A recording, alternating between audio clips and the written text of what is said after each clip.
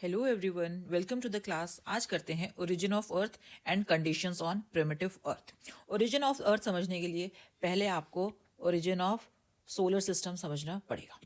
ठीक है, क्या व्हाट हैपेंड वाज कि जो ओरिजिन ऑफ सोलर सिस्टम है that was very well explained bye nebular hypothesis.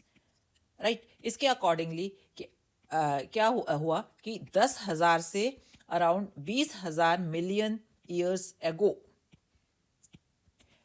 Universe में एक highly condensed mass of cosmic material था। ठीक है, highly condensed mass of cosmic material.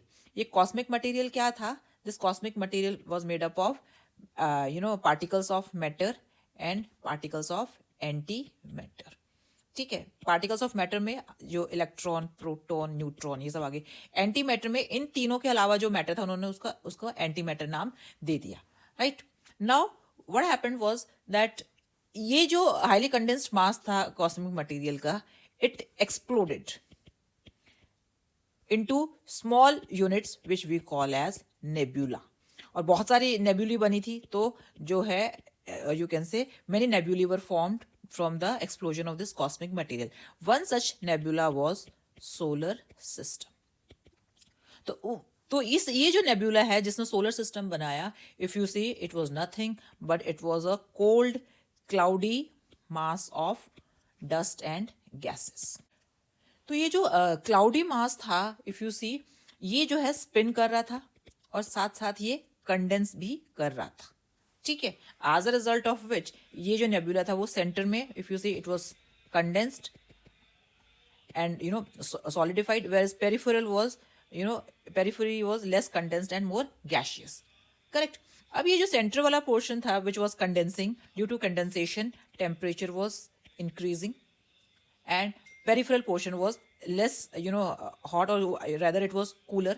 So the sun was formed from this center part, which we have just called it called core, whereas from the peripheral portion, which were less hotter and less denser, they formed planets. Right.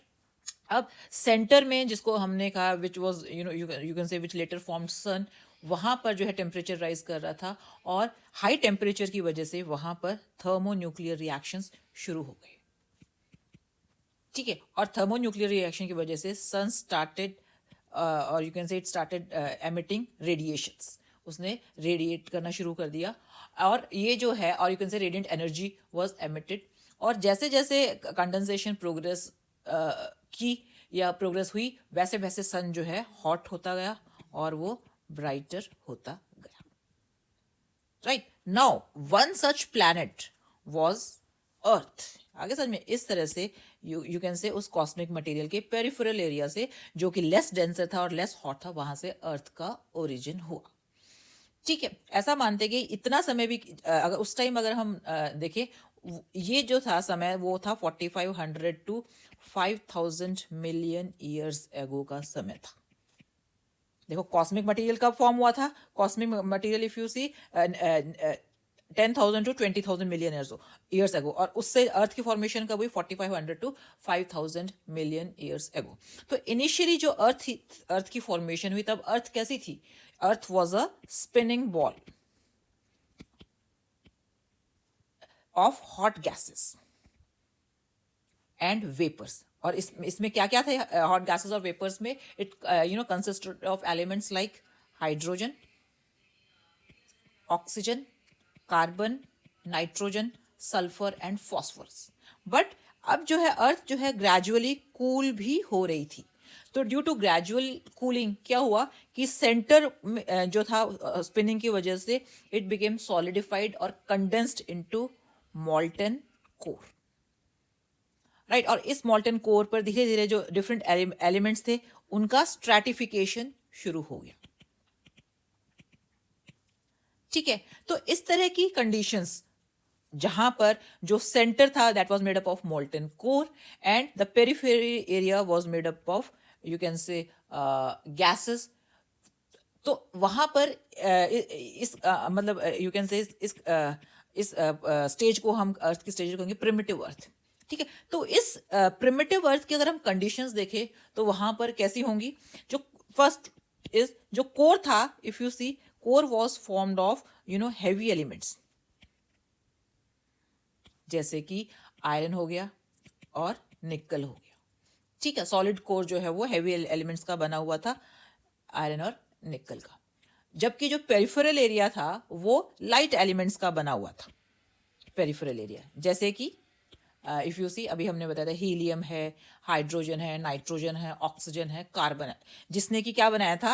Atmosphere बनाया था। Light elements ने atmosphere बनाया और heavy elements ने जो है अर्थ का you can से कोर बनाया। पर आप देखो कि जैसे नाइट्रोजन है, nitrogen was in the form of ammonia, carbon was in the form of methane, free oxygen, carbon, nitrogen were not available. इसीलिए जो इफ यू सी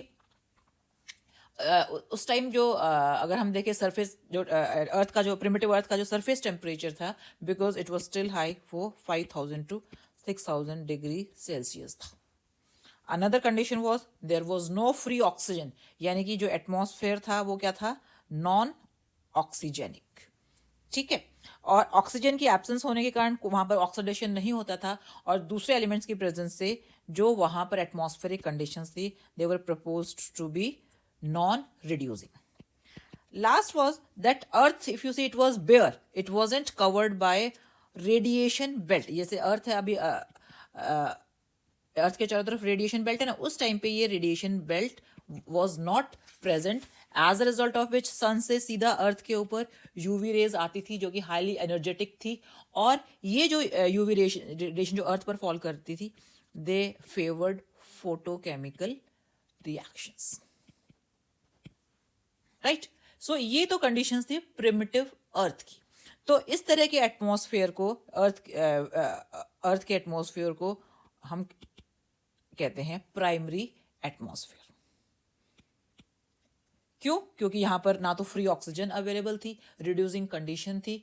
तो ये जो प्राइमरी एटमॉस्फेयर है, this atmosphere is supported by the fact that अगर हम आज भी देखें तो जो गैसेस वॉल्केनिक इरप्शंस में रिलीज होती हैं, उन गैसेस में कोई भी ऑक्सीजन नहीं होती।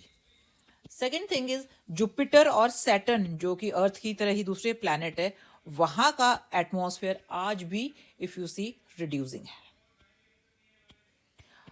अर्थ पर जो ओल्डेस्ट रॉक्स हैं, वो रॉक्स भी रिड्यूस्ड सब्सटेंस की बनी हुई है, और जो हमारे प्रिमिटिव ऑर्गेनिजम्स हैं वो भी अनएरोब है, यानी कि they also don't use oxygen for respiration. ठीक है, तो ये जो रिड्यूस्ड प्रिमिटिव एटमॉस्फेयर था, इसने it favoured what? Chemical evolution, and this chemical evolution led to origin of life, right? This is all. I hope आपको समझ में आ गया होगा. This is all for today. Thank you very much.